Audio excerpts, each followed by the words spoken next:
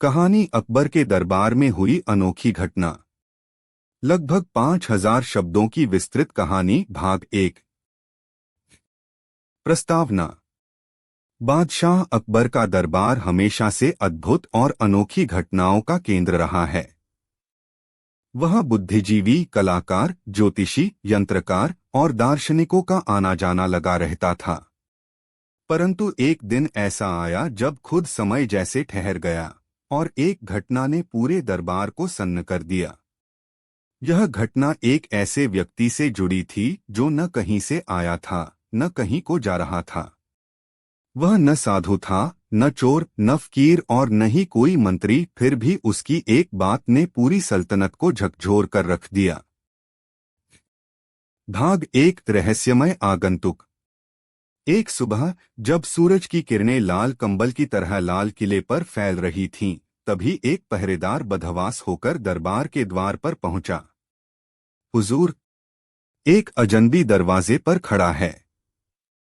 कहता है मुझे सम्राट अकबर से मिलना है, और अगर वह न मिले तो वक्त थम जाएगा। सभी दरबारी चौंक उठे। बीरबल, जो हमेशा किसी भी पहेली को हल करने के लिए प्रसिद्ध था, मुस्कराया और बोला, कौन है ये जो वक्त को बांधने की बात कर रहा है? जरा लाओ उसे दरबार में। थोड़ी ही देर में एक वृद्ध लेकिन चमकती आंखों वाला व्यक्ति भीतर आया। उसका चेहरा रहस्यमय था, चाल धीमी मगर स्थिर। कपड़े फटे थे, लेकिन आंखों में आकाश जैसा विस्तार था। अकबर ने गंभीर स्वर में पूछा, तुम कौन हो? और यह कैसी धृष्टता की वक्त को रोकने की बात कर रहे हो? वृद्ध ने उत्तर दिया, मैं वही हूं जो समय से भी पहले था, और वही जो समय के बाद भी रहेगा। लेकिन नाम में क्या रखा है? मैं तुम्हारे दरबार में एक प्रश्न लेकर आया हूं, यदि उत्तर दे सको तो मैं चला जाऊंगा, नहीं तो क्या? बीरबल ने चुटकी ली। तो तुम्हारा दरबार, समय और इतिहास एक ही जगह ठहर जाएंगे और तुम सब उसी क्षण में फंस जाओगे।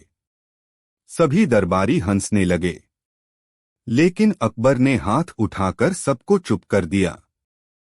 पूछो अपना प्रश्न, वृद्ध ने कहा। कहिए सम्राट, जो चीज हमेशा दिखाई देती है फिर भी कभी देखी नहीं जाती, वह क्या है? भाग 2। उत्तर की तलाश। पूरे दरबार में सन्नाटा छा गया। बीरबल ने पहली बार इस प्रश्न पर चुप्पी साध ली। कुछ दरबारी बोले, क्या वह हवा है या अंधकार? वृद्ध हंसा, नहीं, तुम सतह पर हो, उतरना होगा तुम्हें गहराई में। अकबर की आंखों में अब भी आत्मविश्वास था। हमारे पास समय है, कल तक रुकिए, हम उत्तर देंगे। वृद्ध ने सिर झुकाया। कल तक का ही समय है, उसके बाद मेरी बात पूरी होगी। वह महल के पिछवाड़े बने एक एकांत कक्ष में बैठ गया। बीरबल ने उस रात नींद नहीं ली। वह आग, पानी, मिट्टी, हवा, रोशनी, छाया, सभी तत्वों के बारे में सोचता रहा, लेकिन उत्तर नहीं मिला। अगले दिन दरबार फिर सजा और वृद्ध फिर सामने आया। उत्तर मिला, उसने पूछा।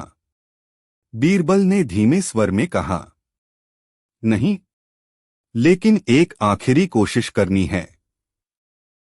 ठीक है, वृद्ध बोला और उसने अपनी आंखें बंद कर लीं। अचानक ही पूरा दरबार हिल गया। घड़ी की सुइयां रुक गईं। पक्षी हवा में ठहर गए। आवाजें जम गईं। केवल बीरबल और वृद्ध ही चल रहे थे। भाग 3। ठहरा हुआ समय। बीरबल ने इधर-उधर देखा। सब जैसे मूर्तियां बन गए थे। यह कैसा जादू है? वह चौंक उठा। वृद्ध ने कहा, यह जादू नहीं, चेतना की परीक्षा है। अब बताओ, क्या देखा तुमने जो हमेशा होता है पर कभी देखा नहीं गया? बीरबल की सांसें तेज चलने लगीं। वह चुपचाप दरबार की ओर देखने लगा। ठहरे हुए बादशाह, जमे हुए पर्दे, हवा में स्थिर उड़ती धूल और उसके अंदर धीरे धीरे एक उत्तर आकार लेने लगा। वह जो हर जगह है, लेकिन किसी की आंखें उसे नहीं देखती।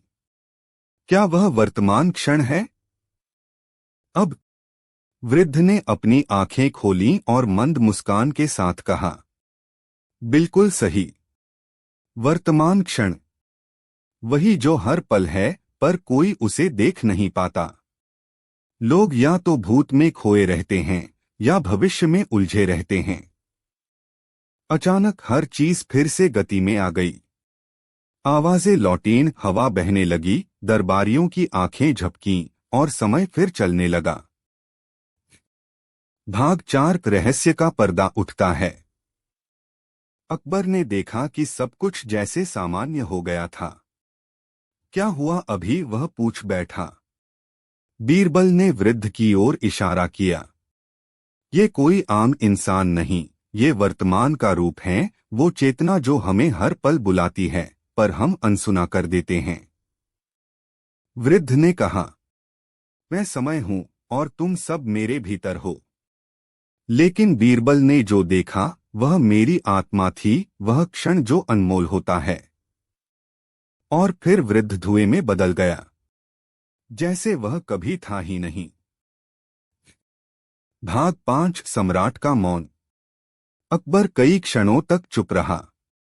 फिर वह उठ खड़ा हुआ और बोला, इस दरबार में हमने अनेक युद्ध जीते हैं, कई भाषण सुने हैं, लेकिन आज जो घटना हुई वह किसी किताब में नहीं लिखी जाएगी, क्योंकि वह किताबों की नहीं, आत्मा की चीज थी। उस दिन के बाद अकबर ने हर सुबह दरबार में 1 घंटा मौन को समर्पित किया। उस समय कोई बात नहीं होती, कोई आदेश नहीं, बस मौन। और बीरबल?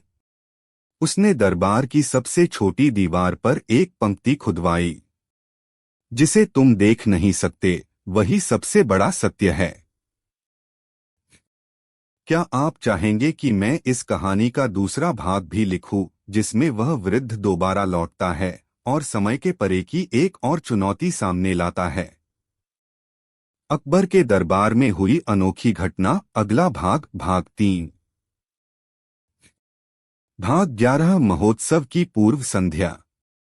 सम्राट अकबर ने नए मंत्र, समय का सम्मान, परिवर्तन का स्वीकार और चयन की स्वतंत्रता की वर्षगांठ पर पूरे राज्य में भव्य उत्सव का आयोजन किया। दरबार सज-धज कर मीठी रेशमी चादरों और स्वर्ण झूमरों से जगमगा उठा। बीरबल ने तय किया कि इस वर्ष मौन अवधि के साथ साथ एक कला महोत्सव भी होगा, जहां रंगकर्मी, संगीतज्ञ और कवि अपने अपने विधाओं में समय, परिवर्तन और स्वतंत्रता की अभिव्यक्ति करेंगे। भाग 12 अनोखी धुन। उत्सव के मुख्य अवसर पर एक वृद्ध संगीतज्ञ आया। हाथ में एक अद्भुत वीणा थामी, उसने सम्राट से कहा, महामहिम, मैंने संसार के हर वाद्य पर संगीत रचा, शिव की तांडव से लेकर सागर की लहरों तक। फिर भी एक ऐसी धुन है जो कभी किसी से नहीं सुनी गई। बताइए वह कैसी है? दरबार में रोमांच की लहर दौड़ गई। कलाकारों ने सुझाव दिए, वह शंखनाद जैसा है, या फिर राग मल्हार की शीतलता, पर कोई संतुष्ट नहीं हुआ। भाग 13 मौन की संगीतमय व्याख्या। बीरबल ने मंद मंद मुस्कुराकर कहा, यह वह धुन है जो अंदर से निकलती है, पर बाहर किसी कान ने ध्वनि नहीं पकड़ी, मौन की ही धुन। सम्राट ने हैरानी से पूछा, मौन में धुन कैसे? बीरबल ने समझाया, जब वीणा के तार छेड़े जाते हैं तो ध्वनि उत्पन्न होती है, पर यदि एक क्षण के लिए तार ध्वनि न करें, वह मौन धुन ही तो है, जहां तख्ता ध्वनि और स्तब्धता मिलकर पूरे संगीत को परिपूर्ण बनाती है। यही धारा है जहां हर सुर को बिना शब्दों के महसूस किया जा सकता है। वृद्ध संगीतज्ञ की आंखें छलक आईं। तुमने इसे पाया, उस क्षण को जो ध्वनि से परे है, पर ध्वनि के बिना अधूरे संगीत जैसा। भाग 14 उजाला और समापन।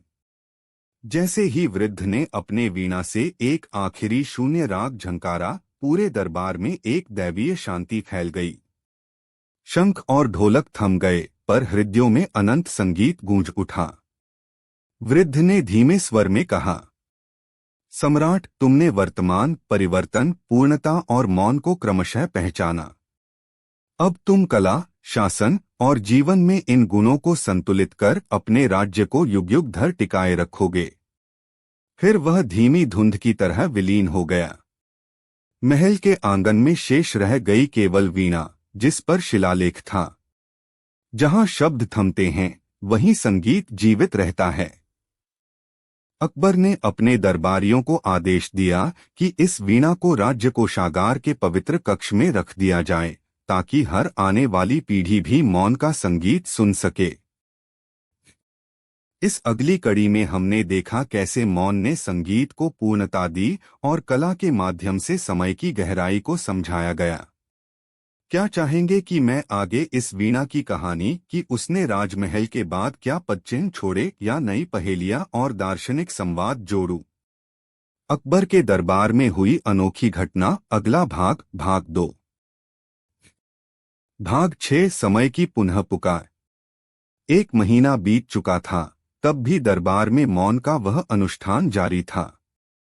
प्रतिदिन 1 घंटा अकबर, बीरबल और सभी दरबारी केवल वर्तमान क्षण में संलग्न रहते, ना वृत्तियों में उलझे, ना विचारों के जंगल में खोए। एक सांझ, जैसे ही क्षण मौन का समय समाप्त हुआ, पुराने कक्ष के दरवाजे पर एक हल्की सी सरसराहट हुई। बीरबल ने अपना सिर फिराकर देखा, वही वृद्ध, वह समय का रूप ज्योतिर्मय आंखों वाला लौटा था। मैंने तुम्हारी परीक्षा देखी, वृद्ध ने धीमे स्वर में कहा। तुमने मौन की साधना अपनाई, पर क्या सचमुच क्षण को समझ लिया? अकबर उठ खड़े हुए। हमने वह किया जो तूने सिखाया, वर्तमान को पहचानना। पर अभी भी कोई कसर रह गई है? वृद्ध ने मुस्कराकर आसन ग्रहण किया। अब अगली चुनौती, अपूर्णता की अनुभूति। भाग 7, अपूर्णता की पहेली। वृद्ध ने बीरबल की ओर देखा और बोला, मैं प्रस्तुति देता हूं 3 वस्तुएं, एक अदृश्य आरसा, एक उगता सूरज और एक निश्चल मुस्कान। बताओ, इनमें से कौन पूर्णता की ओर अग्रसर है? दरबारियों ने उठकर अपूरणीय उत्तर दिए, उगता सूरज, क्योंकि वह दिन को पूर्णता की ओर ले जाता है। निश्चल मुस्कान, क्योंकि वह मन को शाश्वत आनंद देती है। अदृश्य आरसा, क्योंकि उसमें सब प्रतिबिंबित होता है। बीच में खड़े बीरबल ने सोचा, अगर हर उत्तर आंशिक है, तो पूरी तस्वीर कहाँ? वृद्ध ने गहरी आवाज में बोला, तुमने खंडित रूपों को देखा, पर पूर्णता एक संपूर्णता है, जिसे आग, जल, वायु और पृथ्वी के संतुलन से ही पहचाना जा सकता है।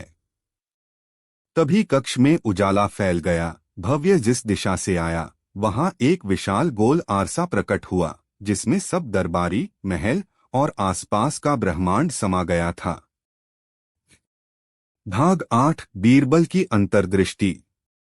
बीरबल ने ध्यानपूर्वक उस आरसे में देखा। न केवल वस्तुएं, बल्कि उनका निरंतर परिवर्तन भी झलक रहा था। पेड़ों की शाखाएं हिलना, बादलों की गति, सूर्य की पहली किरण। वह बोला, पूर्णता वह नहीं जो रुकी रहे, बल्कि जो निरंतर परिवर्तन में संतुलित रहे। जैसे जीवन में सुख दुख का समागम, वैसे ही पूर्णता परिवर्तन के साथ सामंजस्य है। वृद्ध ने सिर झुकाया, तुमने ठीक कहा। पूर्णता स्थैतिक नहीं, समरसता है, हर बदलाव में शांति बनाए रखना। आरसा कांपने लगा, फिर प्रकाश फैलते ही धीरे धीरे गायब हो गया। भाग 9, अंतिम परीक्षा, भविष्य का दर्पण।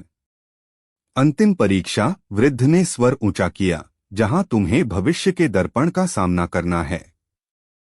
एक चमकीली गेंद उभर आई, जिसमें भविष्य के अनगिनत परिदृश्य चमक रहे थे। युद्ध, शांति, उत्सव, विनाश, संवेदना, वैज्ञानिक आविष्कार, पारस्परिक प्रेम।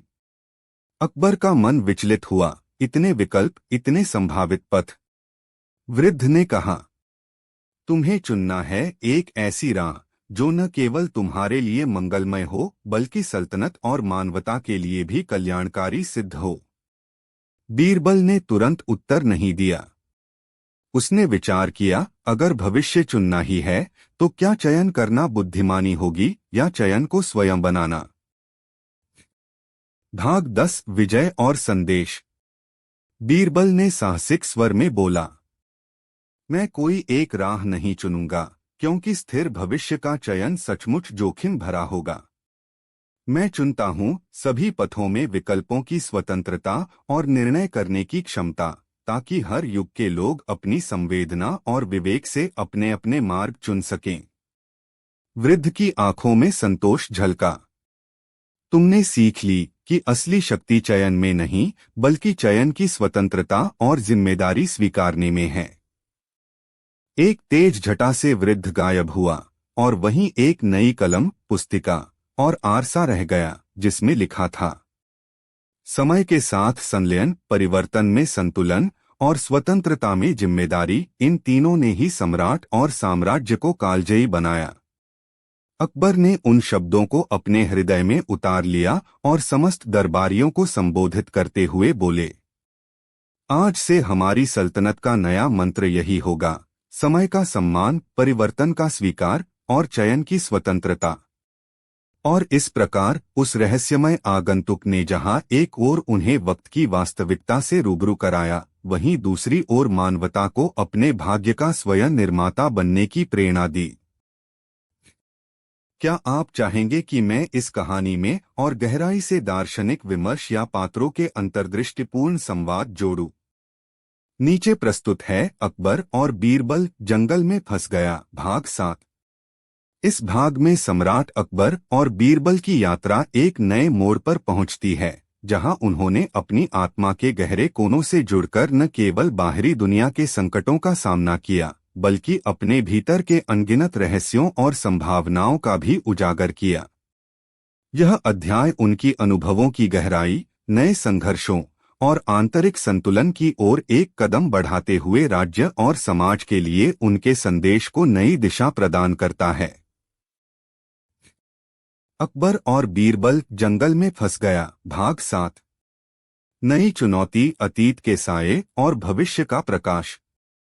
राज्य में विद्यमान ज्ञान और सामंजस्य की क्रांति ने अकबर और बीरबल को यह एहसास दिला दिया था कि बाहरी संसार में भी ऐसे कई पहलू हैं जहां अतीत के साये गूढ़ अनुभवों को समेटे हुए हैं। एक दिन दरबार में एक वृद्ध कवि ने एक पुरानी कविता सुनाई जिसमें लिखा था, वर्षों की धूल में छिपा है भविष्य का पैगाम, अतीत के साये में मिले उजाले के निशान। इस कविता ने दोनों के मन में गहरे भाव जगाए। अकबर ने गंभीर स्वर में कहा, बीरबल, क्या यह संकेत नहीं कि हमें अपने अतीत के अनुभवों को फिर से छानने की आवश्यकता है? शायद वहां छिपा है वह गूढ़ ज्ञान जो आने वाले युगों में हमारे राज्य का रुख बदल दे। बीरबल ने सहमति में कहा, सम्राट जी, जब हम अपने अतीत की कहानियों को समझते हैं तभी हम भविष्य की ओर नए दृष्टिकोण से देख सकते हैं। चलिए इस नए अध्याय की ओर बढ़ते हैं, जहां हम अतीत और भविष्य के बीच के सेतु को समझ सकें।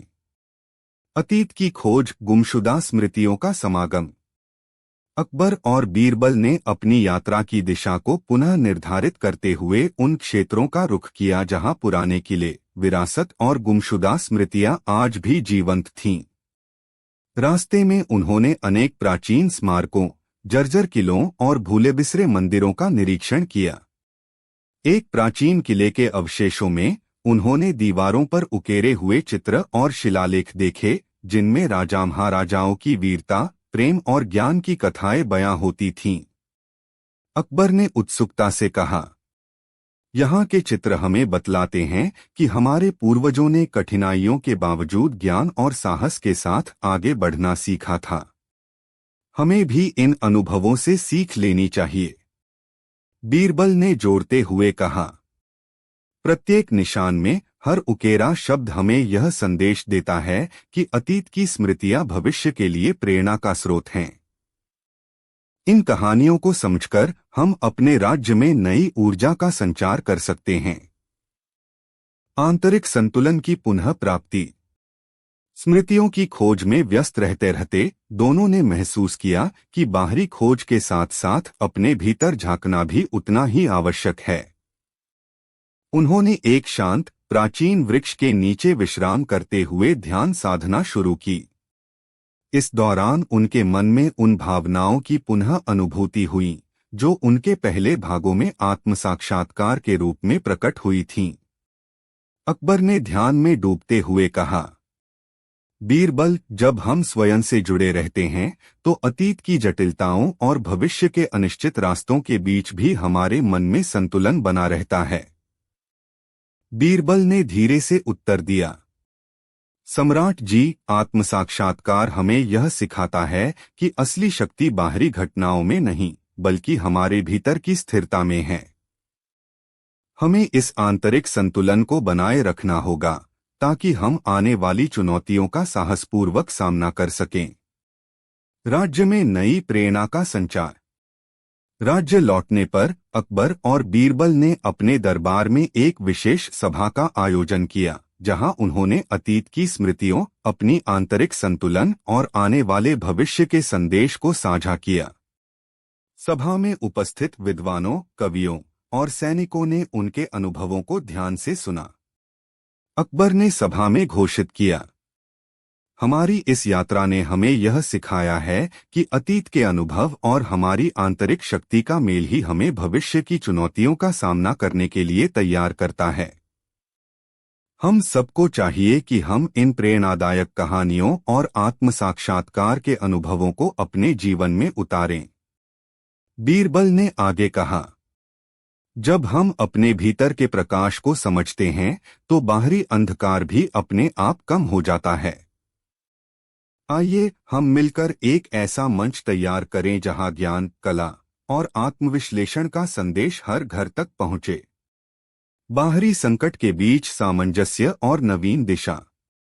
राज्य के विभिन्न क्षेत्रों से आने वाली खबरों में पड़ोसी राज्यों में भी संघर्ष और विद्रोह की हलचल की सूचना थी, परंतु अब अकबर और बीरबल की यात्रा ने उन्हें यह सिखा दिया था कि बाहरी संकट के बीच भी यदि हम अपने भीतर की स्थिरता और ज्ञान को जगाए रखें तो कोई भी संकट हमारे सामंजस्य को बाधित नहीं कर सकता। एक बार सीमा पर हल्की सी संघर्ष की खबर आने पर सम्राट ने तुरंत अपने सैनिकों को शांति और संयम के साथ कार्य करने का आदेश दिया। उन्होंने कहा, युद्ध की रणभूमि में केवल तलवार की शक्ति नहीं बल्कि हमारे भीतर का अटल विश्वास भी उतना ही महत्वपूर्ण है। जब हम सामंजस्यपूर्ण सोच के साथ आगे बढ़ेंगे तो कोई भी बाहरी संकट हमारी आंतरिक एकता को छीन नहीं सकता। बीरबल ने अपने विचार में जोड़ते हुए कहा, सम्राट जी, हमारे अनुभव हमें यही सिखाते हैं कि ज्ञान और संयम के साथ हम हर परिस्थिति का समाधान पा सकते हैं। हमें अपने राज्य के युवाओं और नागरिकों को यह संदेश देना होगा कि आंतरिक संतुलन और सामंजस्य ही असली शक्ति है। उपसंहार, अतीत से भविष्य तक का सेतु। अकबर और बीरबल जंगल में फंस गया। भाग 7 हमें यह संदेश देता है कि ज्ञान की यात्रा असीम और निरंतर है। अतीत की स्मृतियां, आंतरिक संतुलन और बाहरी संकट के बीच भी जब हम अपने भीतर के प्रकाश को पहचान लेते हैं तो हम भविष्य के लिए एक मजबूत सेतु का निर्माण कर सकते हैं। इस भाग में सम्राट अकबर और बीरबल ने न केवल अपने अतीत से प्रेरणा ली बल्कि आंतरिक शक्ति की पुनः प्राप्ति के माध्यम से राज्य में नई प्रेरणा का संचार भी किया। उनकी यह यात्रा आने वाली पीढ़ियों के लिए एक अमूल्य धरोहर बन गई जो सिखाती है कि परिवर्तन का वास्तविक स्रोत हमारे भीतर ही निहित है। यह रहा अकबर और बीरबल जंगल में फंस गया। भाग 7 का अगला अध्याय जो उनके साहस, आत्मसाक्षात्कार और अतीत से सीख लेकर भविष्य की ओर बढ़ते हुए नए संदेशों और चुनौतियों को प्रस्तुत करता है। आशा है कि इस भाग ने आपके मन में नए विचार, प्रेरणा और आत्मविश्लेषण की गहराई को उजागर नीचे प्रस्तुत है अकबर और बीरबल जंगल में फंस गया भाग 5। इस भाग में सम्राट अकबर और बीरबल की यात्रा नए रहस्यों, आंतरिक उन्नति और बाहरी संसार के साथ फिर से जुड़ने की चुनौती से भर जाती है। यह अध्याय न केवल उनके आत्मविश्लेषण और ज्ञान के मार्ग को आगे बढ़ाता है, बल्कि राज्य के भीतर और बाहर दोनों क्षेत्रों में उत्पन्न होने वाली नई परिस्थितियों से निपटने का संदेश भी देता है। अकबर और बीरबल जंगल में फंस गया भाग 5। नई आशा और अज्ञात बुलावा। राज्य में विद्यमान सामंजस्य और शिक्षा की क्रांति के बाद सम्राट अकबर और बीरबल ने महसूस किया कि ज्ञान का प्रकाश केवल सीमित क्षेत्र में ही नहीं, बल्कि संपूर्ण संसार में फैलने की आवश्यकता है।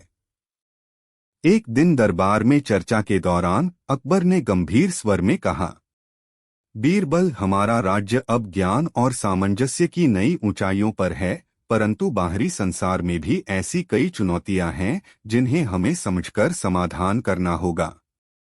क्या यह हमारी अगली यात्रा का संकेत नहीं? बीरबल ने मुस्कुराते हुए उत्तर दिया, सम्राट जी, जब हम अपने भीतर के दीप को निरंतर प्रज्वलित रखते हैं तो बाहरी दुनिया भी उसी प्रकाश में नहाती है। हमें चाहिए कि हम ज्ञान का संदेश केवल अपने राज्य तक सीमित न रखें, बल्कि उन क्षेत्रों का भी अन्वेषण करें जहां अंधकार ने अपना वर्चस्व जमाया हुआ है। अज्ञात दिशाओं में पुनः कदम बढ़ाना। अकबर और बीरबल ने तय किया कि अब वे राज्य के बाहर उन इलाकों की ओर रुख करेंगे जहां पर पुरानी परंपराएं, विस्मृत कथाएं और रहस्यमयी स्थान छुपे हुए हैं।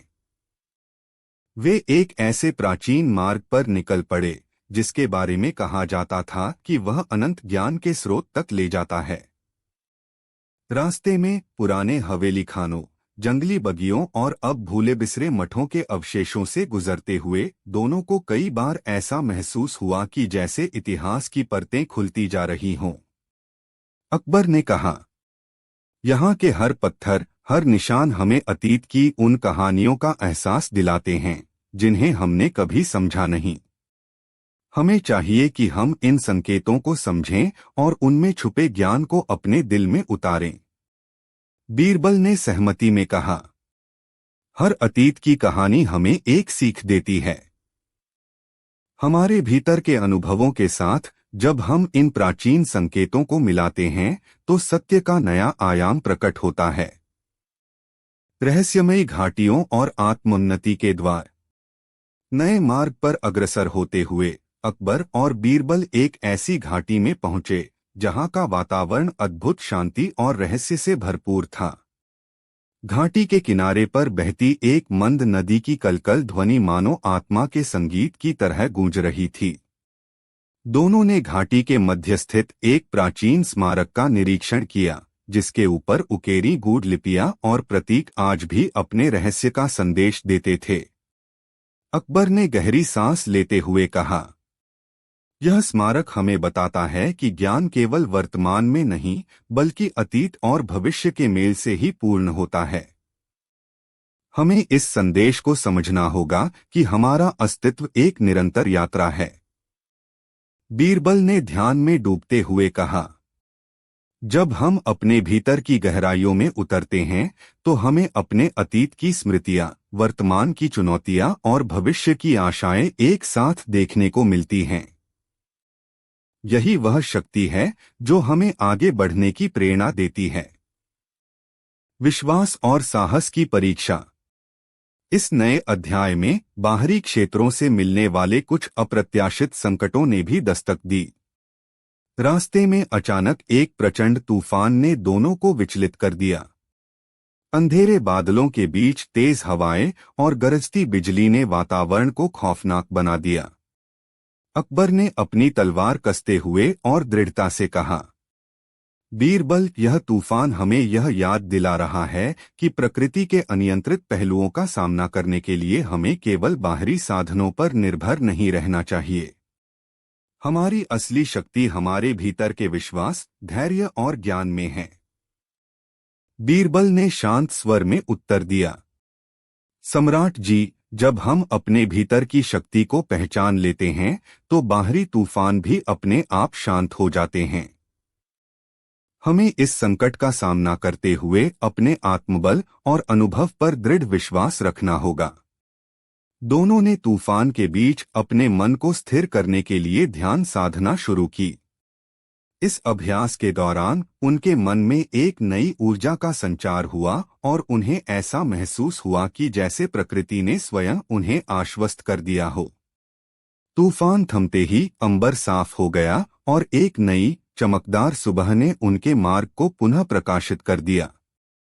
अतीत की कहानियां और भविष्य का संदेश। तूफान के बाद रास्ते पर चलते हुए अकबर और बीरबल ने कई पुराने मंदिरों, स्मारकों और पवित्र स्थलों का भी दौरा किया। हर स्थल पर उन्होंने अतीत की कहानियों और उन संदेशों को संजोया जो आज भी जीवन के अनमोल अनुभवों को उजागर करते थे।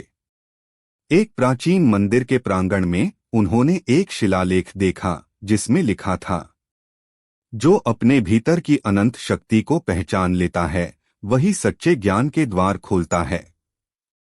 यह पंक्ति दोनों के लिए प्रेरणा का स्रोत बनी। अकबर ने कहा, हमें इस संदेश को अपने राज्य में वापस ले जाकर लोगों के जीवन में उजाला भरना होगा। ज्ञान का असली प्रकाश तब तक अधूरा है जब तक वह साझा न किया जाए।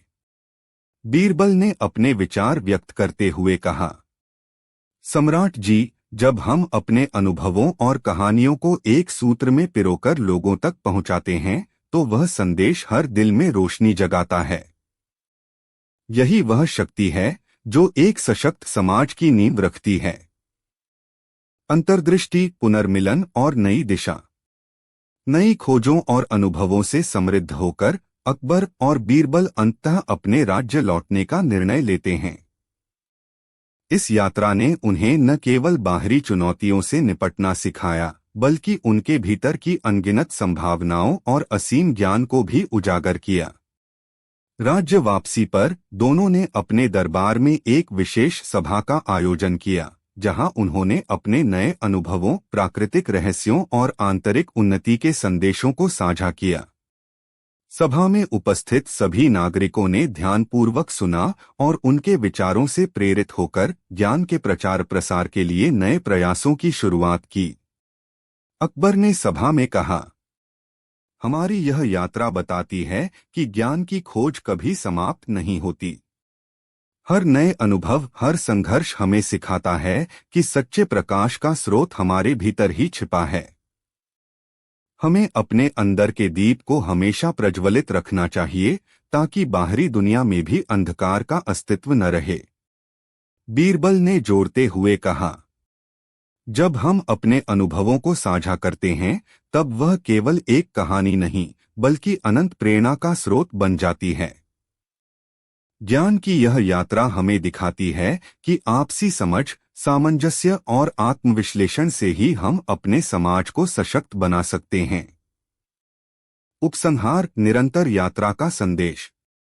अकबर और बीरबल जंगल में फंस गया। भाग 5 हमें यह संदेश देता है कि ज्ञान की यात्रा निरंतर चलती रहती है।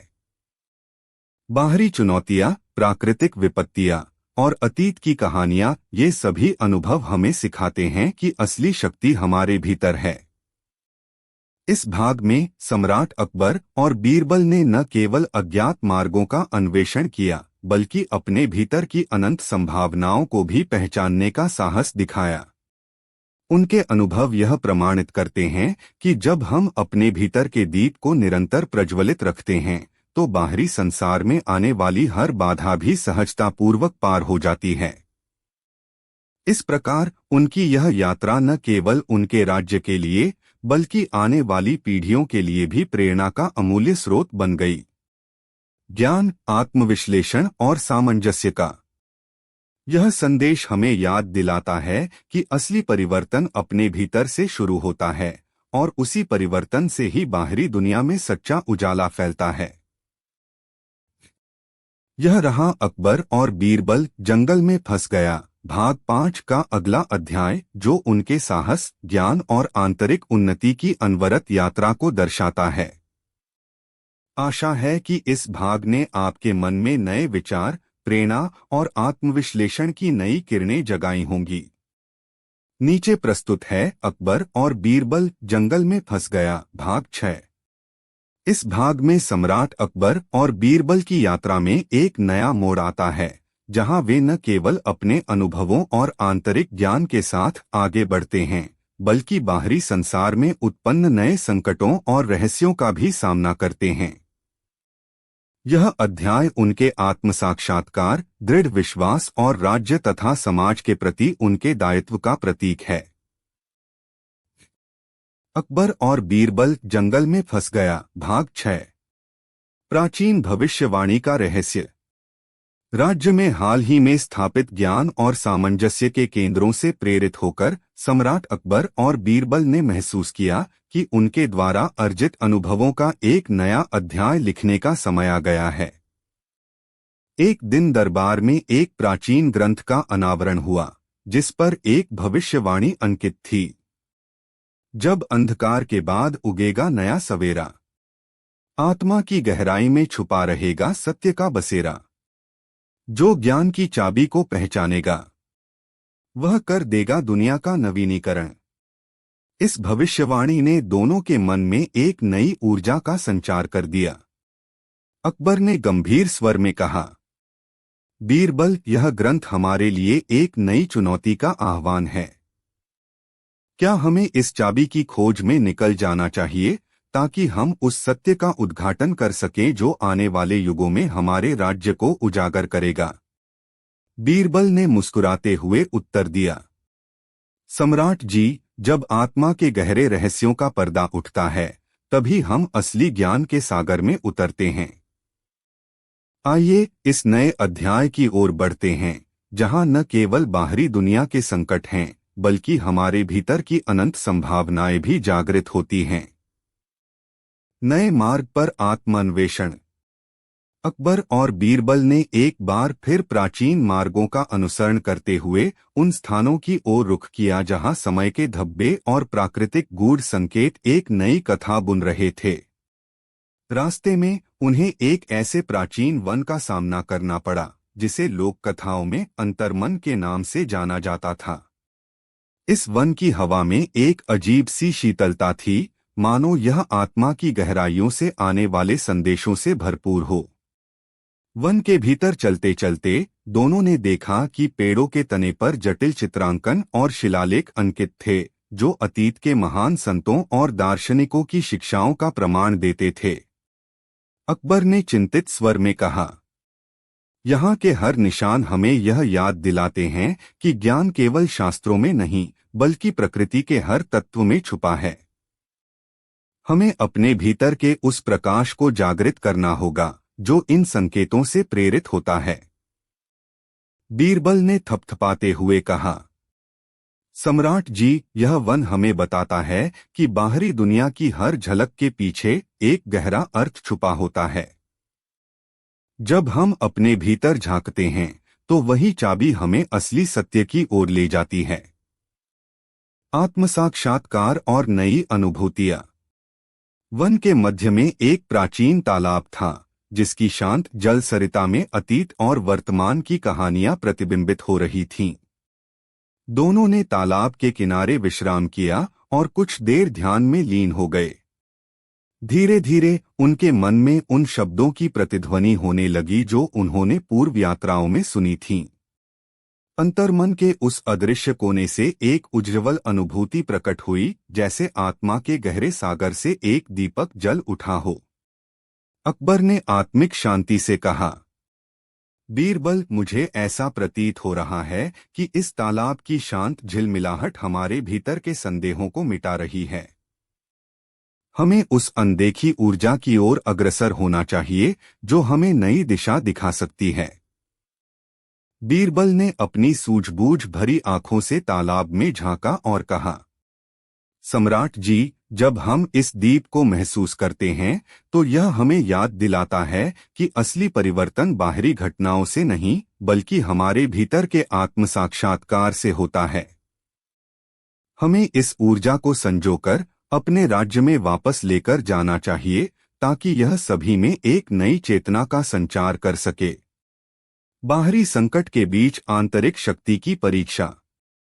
जब अकबर और बीरबल ने वन और तालाब से नई अनुभूतियां संजोकर राज्य की ओर वापसी का निर्णय लिया, तो रास्ते में एक अप्रत्याशित तूफान ने दस्तक दी। यह तूफान न केवल प्रकृति की प्रचंड शक्ति का प्रतीक था, बल्कि उनके भीतर के संदेह और डर की परीक्षा भी लेकर आया। आकाश में गड़गड़ाहट, तेज हवाएं और बारिश की बूंदें मानो उनके आत्मविश्वास की परीक्षा ले रही थीं।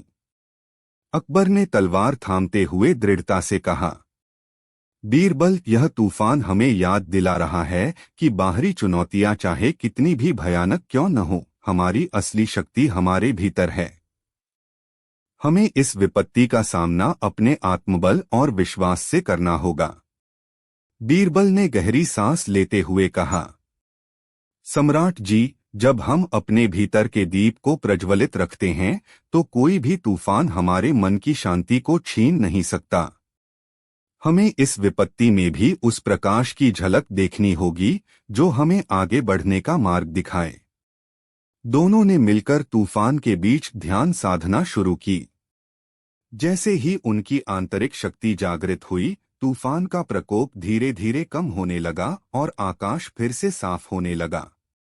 उस पल दोनों ने महसूस किया कि बाहरी विपत्ति भी उनके आत्मसाक्षात्कार के मार्ग में केवल एक चुनौती थी, जिसे पार कर वे और भी प्रबुद्ध बन गए। राज्य में पुनर्मिलन और नया संदेश। वापसी पर अकबर और बीरबल ने अपने दरबार में एक विशेष सभा का आयोजन किया, जहां उन्होंने वन के अनुभव, तालाब की शांति और तूफान के बीच सिखाए गए उपदेशों को साझा किया। सभा में उपस्थित विद्वानों, सैनिकों और नागरिकों ने ध्यानपूर्वक उनकी बातें सुनी। अकबर ने सभा में कहा, हमारी यह यात्रा बताती है कि असली ज्ञान बाहरी घटनाओं से नहीं, बल्कि हमारे भीतर के आत्मसाक्षात्कार से आता है। हमें इस दीप को बुझने नहीं देना चाहिए, क्योंकि यही हमारे जीवन में उजाले की नई किरणें लाता है। बीरबल ने जोड़ते हुए कहा, जब हम अपने अनुभवों को साझा करते हैं, तो वह केवल एक कथा नहीं रह जाती, बल्कि एक प्रेरणा का स्रोत बन जाती है। ज्ञान का प्रकाश तभी फैलता है जब हम उसे अपने भीतर और समाज में एक साथ जोड़ते हैं। आइए हम सभी मिलकर इस संदेश को अपने राज्य के हर नागरिक तक पहुंचाएं। उपसंहार, निरंतर यात्रा का संदेश। अकबर और बीरबल जंगल में फंस गया। भाग 6 यह दर्शाता है कि ज्ञान और आत्मसाक्षात्कार की यात्रा कभी समाप्त नहीं होती।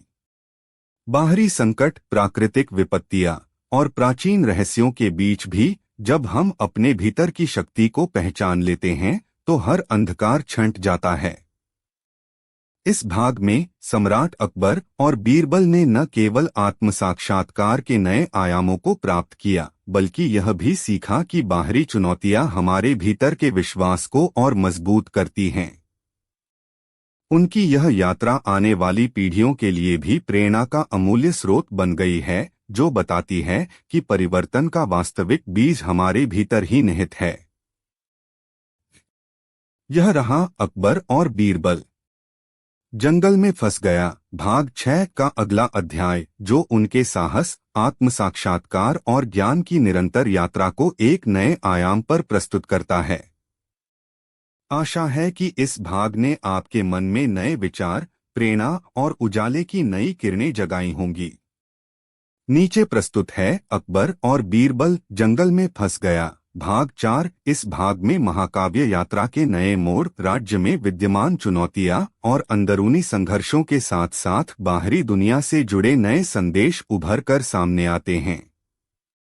यह भाग पिछली यात्राओं के अनुभवों को आधार मानकर अकबर और बीरबल के दिल में जागृत ज्ञान और सत्य की नई किरणों को प्रकट करता है। अकबर और बीरबल जंगल में फंस गया भाग 4। राज्य में विद्यमान चुनौतियां।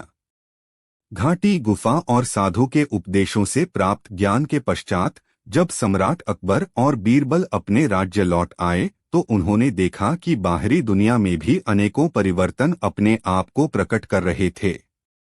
राज्य में शिक्षा और आत्मविश्लेषण के केंद्र स्थापित हो चुके थे, परंतु कुछ भीतरूनी विरोधाभास और आपसी मतभेद भी उत्पन्न होने लगे थे।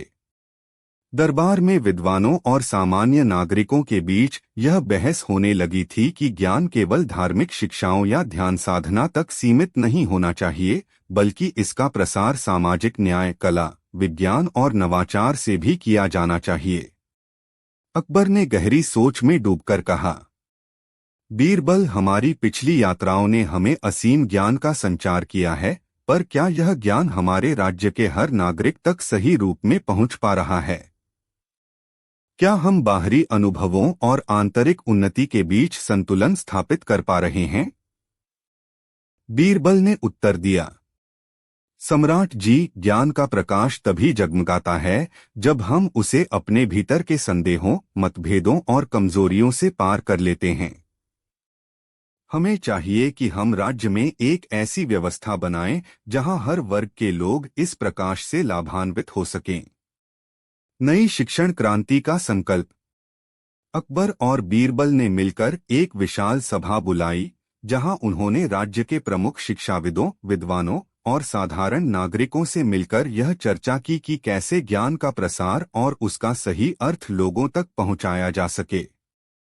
सभा में अकबर ने अपने अनुभव साझा करते हुए कहा, हमारे अतीत की यात्राएं, हमारे गहरे अनुभव और साधु के उपदेश, ये सभी हमें यह संदेश देते हैं कि ज्ञान केवल पुस्तकीय ज्ञान नहीं, बल्कि जीवन के हर पहलू में निहित है। हमें अपने राज्य में एक ऐसा मंच तैयार करना चाहिए जहां विचारों का आदान प्रदान हो, जहां प्रत्येक नागरिक अपने भीतर के दीप को प्रज्वलित कर सके। इस विचार से प्रेरित होकर उन्होंने राज्य में अनेक शिक्षण संस्थान, पुस्तकालय और ध्यान केंद्रों की स्थापना का निर्णय लिया। दरबार के मंत्रियों ने मिलकर एक विशेष ज्ञान संगम समिति का गठन किया, जिसका उद्देश्य था समाज के हर वर्ग में आत्मविश्लेषण, कला, विज्ञान और ध्यान के माध्यम से समग्र विकास को प्रोत्साहित करना। बाहरी संकट और आंतरिक संघर्ष। कुछ ही समय में राज्य की नई क्रांति ने आंतरिक स्तर पर आशा की नई किरणें जगाईं, परंतु बाहरी दुनिया में प्रतिद्वंद्वी राज्यों की चालों और आंतरिक सत्ता संघर्ष के संकेत भी सामने आने लगे। पड़ोसी राज्य की सेनाएं कुछ असंतोष और अराजकता का माहौल लेकर सीमा पर जुट गई थीं। इन परिदृश्यों ने दरबार में चिंता का माहौल पैदा कर दिया। अकबर ने गंभीरता से कहा, बीरबल, बाहरी दुनिया में भी ऐसे संकेत हैं कि कहीं हमारी नई क्रांति के कारण कुछ विद्रोह या असंतुलन तो नहीं पैदा हो रहा। हमें यह सुनिश्चित करना होगा कि राज्य में ज्ञान का प्रसार न केवल आत्मसमृद्धि का कारण बने, बल्कि हमारी सुरक्षा और समृद्धि को भी सुदृढ़ करे। बीरबल ने शांतिपूर्वक उत्तर दिया, सम्राट जी, जब हम अपने भीतर के सच्चे ज्ञान को पहचान लेते हैं तो बाहरी चुनौतियां अपने आप हल्की प्रतीत होती हैं। हमें चाहिए कि हम समझदारी, धैर्य और संयम के साथ इन संकटों का सामना करें। हमें राज्य के युवाओं को यह संदेश देना होगा कि आत्मविश्वास और ज्ञान की शक्ति से ही हम सभी बाधाओं को पार कर सकते हैं। राज्य की राजनीति में ज्ञान का उदय। दरबार में चल रहे मतभेदों और बाहरी खतरों के बीच अकबर और बीरबल ने मिलकर राज्य की राजनीति में ज्ञान के आदर्शों को स्थापित करने की ठानी। बीरबल ने एक बार सभा में उपदेश देते हुए कहा, आप सभी को यह समझना होगा कि ज्ञान केवल राजकीय नीतियों या युद्ध के रणभूमि में नहीं, बल्कि हमारे भीतर के संतुलन, संयम और आत्मविश्लेषण से प्राप्त होता है। आज हमें अपने भीतर के विरोधाभासों को दूर कर एक नई दिशा में अग्रसर होना होगा। अकबर ने भी जोड़ते हुए कहा, हमारे राज्य में हर व्यक्ति में वह शक्ति निहित है जो उसे एक सशक्त नागरिक बना सकती है। हमें चाहिए कि हम शिक्षा, कला, विज्ञान और ध्यान के माध्यम से समाज में नए विचारों और नई ऊर्जा का संचार करें। इस दिशा में उन्होंने राज्य के विभिन्न हिस्सों में घूमकर स्थानीय सभाओं और चर्चाओं का आयोजन किया, जहां नागरिकों से उनकी समस्याओं, आशाओं और विचारों को सुना गया। धीरे धीरे यह पहल राज्य में एक नई चेतना का रूप ले गई। विद्रोह के बीच नई उम्मीद। बहरहाल सीमा पर प्रतिद्वंद्वी राज्यों की गतिविधियां तेज होने लगीं। एक ओर जहां विद्रोह की लहरें उठ रही थीं, वहीं राज्य के अंदरूनी स्तर पर ज्ञान की नई क्रांति भी जोर पकड़ने लगी। एक बार सीमा पर हुए एक छोटे से झड़प के दौरान अकबर ने सैनिकों से कहा, युद्ध की रणभूमि में केवल तलवार और धन नहीं, बल्कि उस अदृश्य शक्ति का भी योगदान होता है जो हमारे भीतर के ज्ञान और धैर्य से उत्पन्न होती है। इस संदेश ने न केवल सैनिकों बल्कि दरबार के हर व्यक्ति में आत्मविश्वास की नई ऊर्जा भर दी।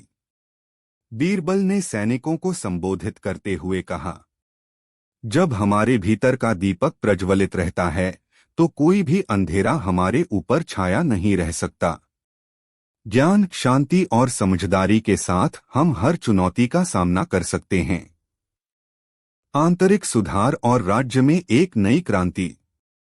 राज्य में चल रहे विद्रोह और बाहरी संकटों के बीच अकबर और बीरबल ने एक योजना बनाई कि कैसे न केवल राज्य की सुरक्षा को सुनिश्चित किया जाए, बल्कि लोगों के मन में ज्ञान और आध्यात्मिक जागृति का संचार भी किया जाए। उन्होंने राज्य के प्रत्येक विद्यालय, ध्यान केंद्र और पुस्तकालय में विशेष कार्यक्रमों का आयोजन शुरू किया। युवा वर्ग को न केवल युद्ध की रणनीति बल्कि ध्यान, साधना और आत्मसमीक्षा के महत्व से भी अवगत कराया गया। एक युवा कवि ने अपनी प्रस्तुति में कहा, जब हम अपने भीतर झांकते हैं तो हर अंधेरा खुद ब खुद छंट जाता है और एक नई सुबह की किरण हमारे जीवन में प्रवेश कर जाती है। इस प्रकार राज्य में कला, साहित्य और आध्यात्मिकता का संगम एक नए रूप में उभर कर आया, जिसने लोगों के मन में अदम्य साहस और आत्मविश्वास का संचार कर दिया। बाहरी संकट से परास्ती और सामंजस्य की ओर। जब प्रतिद्वंद्वी राज्यों की सेनाएं सीमा पर जुटी हुई थीं, तब अकबर ने अपनी दूरदर्शिता और समझदारी से एक ऐसी नीति बनाई जिसने न केवल युद्ध की संभावना को कम किया, बल्कि राज्य के भीतर सामंजस्य की भावना को भी बढ़ावा दिया। उन्होंने कहा, वास्तविक शक्ति केवल तलवार में नहीं, बल्कि उस ज्ञान में निहित है जो हमें हमारी कमजोरियों से पार कर सामंजस्यपूर्ण समाज की ओर ले जाती है। हम अपने भीतर की शक्ति का परिचय देकर ही बाहरी खतरों का मुकाबला कर सकते हैं। बीरबल ने इसके समर्थन में कहा, जब हम अपने भीतर के विरोधाभासों को दूर कर एकजुट होकर चलेंगे तो कोई भी शक्ति हमें अलग अलग नहीं कर सकती। ज्ञान, सहिष्णुता और सामंजस्य ही हमारा असली अस्त्र हैं। उपसंहार, ज्ञान और सामंजस्य का संकल्प। अकबर और बीरबल जंगल में फंस गया। भाग 4 का यह अध्याय राज्य में ज्ञान की नई क्रांति, आंतरिक सुधारों और बाहरी चुनौतियों से निपटने के प्रयासों का प्रतीक बन गया। सम्राट अकबर और बीरबल ने न केवल अपने राज्य में विद्यमान विद्रोह और असंतुलन को दूर किया, बल्कि एक ऐसे समाज की नींव भी रखी जहां प्रत्येक व्यक्ति में आत्मविश्वास, ज्ञान और सामंजस्य का प्रकाश उजागर हो। अकबर ने कहा, जब हम अपने भीतर के सत्य को स्वीकार कर उसे जगाते हैं, तभी हमारी बाहरी दुनिया भी बदल जाती है। हमें इस ज्ञान के प्रकाश को हर घरांगन तक पहुंचाना होगा। बीरबल ने मुस्कुराते हुए कहा, सम्राट जी, ज्ञान की यह यात्रा कभी समाप्त नहीं होती। हमें निरंतर सीखते रहना है, अपने भीतर के अंधेरों को दूर करना है और सामंजस्य के साथ आगे बढ़ना है। यही हमारा संदेश, यही हमारी शक्ति है। इस प्रकार राज्य में विद्यमान चुनौतियों, विद्रोह के बीच भी एक नई आशा और सामंजस्य की किरण जग उठी, जिसने आने वाले समय में राज्य के लोगों के जीवन में स्थायी परिवर्तन का बीज बो दिया। अकबर और बीरबल की यह यात्रा बाहरी संकटों के बावजूद आंतरिक सुधार, शिक्षा, ध्यान और सामंजस्य की ओर एक मजबूत कदम आने वाली पीढ़ियों के लिए प्रेरणा का अमूल्य स्रोत बन गई। उपसंहार। अकबर और बीरबल जंगल में फंस गया। भाग 4 हमें यह संदेश देता है कि ज्ञान और सत्य की खोज केवल बाहरी यात्रा नहीं, बल्कि आंतरिक सुधार, सामंजस्य और आत्मविश्लेषण की निरंतर प्रक्रिया है। जब हम अपने भीतर के दीप को जगाते हैं, तभी हम बाहरी चुनौतियों का सामना कर समाज में एक नई क्रांति की नींव रख सकते हैं। यह भाग राज्य की राजनीति, विद्रोह, बाहरी संकट और आंतरिक सुधार के माध्यम से यह सिद्ध करता है कि सही मार्गदर्शन, संयम और ज्ञान का प्रकाश ही समाज को समृद्धि, शांति और एकता की ओर ले जाता है। यह रहा अकबर और बीरबल जंगल में फंस गया। भाग 4 का अगला अध्याय, जो उनके साहस, बुद्धिमत्ता और आत्मविश्लेषण की यात्रा को एक नए आयाम पर दर्शाता है। आशा है कि इस भाग ने आपको प्रेरणा, विचारों की नई लहरें और ज्ञान की असीम संभावनाओं का एहसास कराया हो। बिल्कुल। अब प्रस्तुत है अकबर और बीरबल घोड़े पर बैठकर जा रहे हैं, श्रृंखला का भाग 12। भाग 12 मौन की घाटी। प्रस्तावना। स्वप्नलोक की रहस्यमय यात्रा के बाद अकबर और बीरबल का हृदय पहले से कहीं अधिक संवेदनशील, जागरूक और शांति से भरा हुआ था। अब उनका रुख था उस अंतिम स्थल की ओर जो वर्षों से हर साधक की यात्रा का अंतिम पड़ाव माना गया है। मौन की घाटी। यह स्थान न तो किसी नक्शे में दर्ज था, न किसी किताब में वर्णित। यह घाटी केवल उन लोगों के सामने प्रकट होती थी जो अपने भीतर के कोलाहल को सुनकर भी शांत रहना सीख जाते हैं। पहला अध्याय, मौन का निमंत्रण।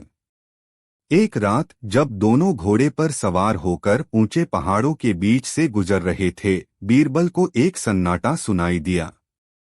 हवा चल रही थी, पर उसमें कोई ध्वनि नहीं थी। पत्ते हिल रहे थे, पर कोई खड़खड़ाहट नहीं थी। घोड़े के कदम पड़ रहे थे, पर जमीन कोई गूंज नहीं दे रही थी। यह कैसी जगह है जहां ध्वनि होकर भी मौन है? बीरबल ने धीरे से पूछा। अकबर ने कहा, शायद यह वही मौन है जो हर जवाब से गहरा होता है।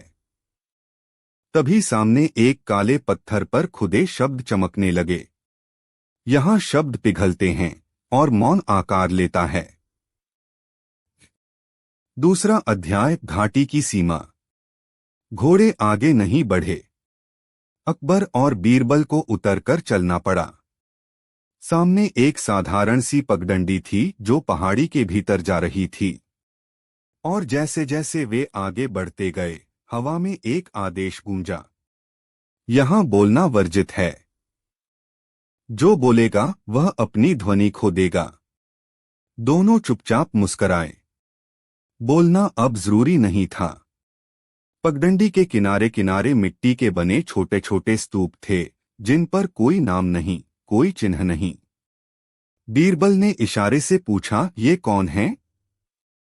अकबर ने आसमान की ओर देखा। शायद वे लोग जो अपने भीतर की बात कभी किसी से कह नहीं पाए और मौन बनकर यहाँ समा गए। तीसरा अध्याय, आत्मा का संवाद।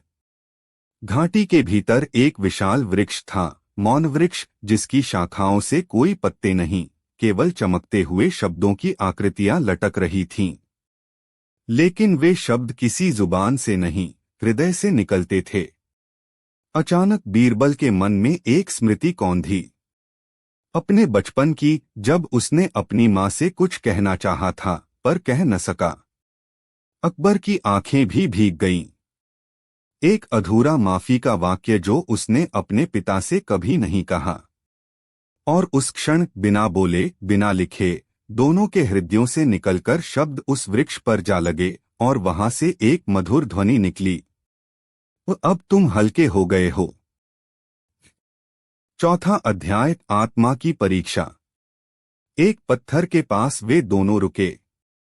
वहां 3 दरवाजे थे, लेकिन उनमें से कोई भी सामान्य नहीं था।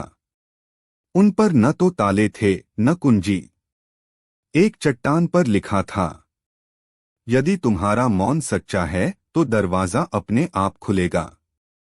पहले बीरबल गया। उसने अपनी आंखें बंद कीं और कुछ नहीं कहा।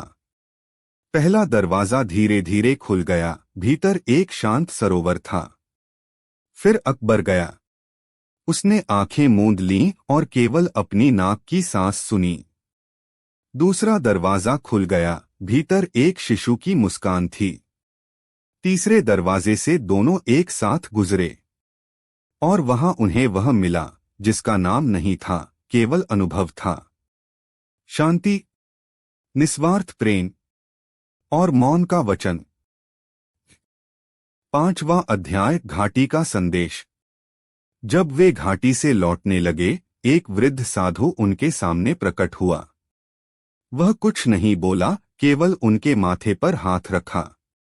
अचानक उनके अंदर शब्द गूंजने लगे। तुमने अब वो जान लिया है जो हर शासक, हर संत, हर मनुष्य को जानना चाहिए। मौन केवल चुप रहना नहीं है, बल्कि स्वयं से मिलने की कला है। बीरबल ने मौन में झुककर प्रणाम किया।